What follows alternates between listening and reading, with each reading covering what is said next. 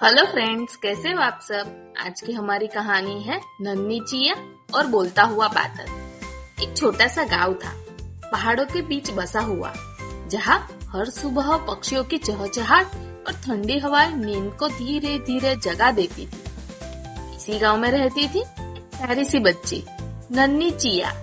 Chia की उम्र करीब 7 साल थी। उसके बाल 2 चोटियों में बंधे रहते और उसकी आंखों में हर वक्त जिज्ञासा की चमक होती।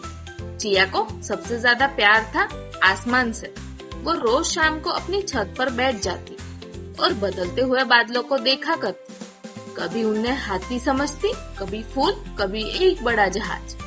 लेकिन वो सोचती, काश ये बादल मुझसे बात कर पाते। कितनी सारी कहानियां होगी इनके पास। एक दिन सुबह सुबह चिया की आंखें ठंडी हवा और कुछ फुसफुसाहट से खुली। उसने देखा कि बाहर बादल कुछ ज्यादा ही नीचे आ गए थे, जैसे कोई बहुत बड़ा सफेद तकिया उसके घर के पास तैर रहा हो। चिया आंखें मिचमिचाते हुए बाहर आई। तभी उसे एक मीठी आवाज सुनाई दी, गुड मॉर्निंग चिया। चिया चौंकी। उसने इधर उधर देखा, कोई नहीं था। फिर आवाज फिर से आई, ऊपर देखो, मैं यहाँ हूँ, तुम्हारा दोस्त, बोलता हुआ बादल। चिया की आंखें आश्चर्य से फैल गई। वो बोली, तो तुम बोल सकते हो? बादल हंस पड़ा। हाँ, लेकिन सिर्फ उन बच्चों से जिनका दिल सच्चा और दिलचस्प हो। बादल ने चिया को बुलाया, आओ मेरी पीठ पर बैठो, मैं तुम्हें अपनी दुनिया दिखाऊंगा। चिया डरते डरते बादल पर चढ़ी। जैसे ही उसने कदम रखा, वो बादल एकदम नरम तकिए जैसा महसूस हुआ। कुछ ही पलों में वो हवा में उड़ने लगी। नीचे गांव छोटा सा लगने लगा। चिया की हंसी रुक नहीं रही थी। बादल उसे आकाश के खेल दिखा रहा था। इंद्रधनुष कैसे बनता है, बारिश कैसे गिरती है, बिजली क्यों चमकती है और तारे कैसे छिप छिप कर झांकते हैं। चिया हर बात को ध्यान से सुनती और बीच बीच में सवाल पूछती। अचानक आसमान में कुछ गड़बड़ हुई। एक काला गुस्सेल बादल आ गया।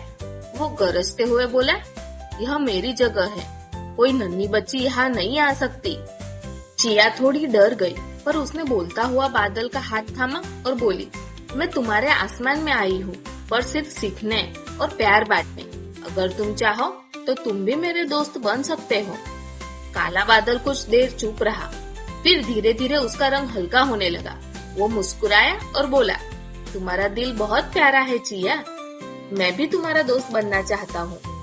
बोलता हुआ बादल चिया को धीरे धीरे वापस उसके गांव में छोड़ आया। जाने से पहले उसने कहा, जब भी तुम ऊपर देखोगी और मुस्कुराओगी, मैं जान जाऊंगा कि मेरी छोटी दोस्त मुझे याद कर रही है।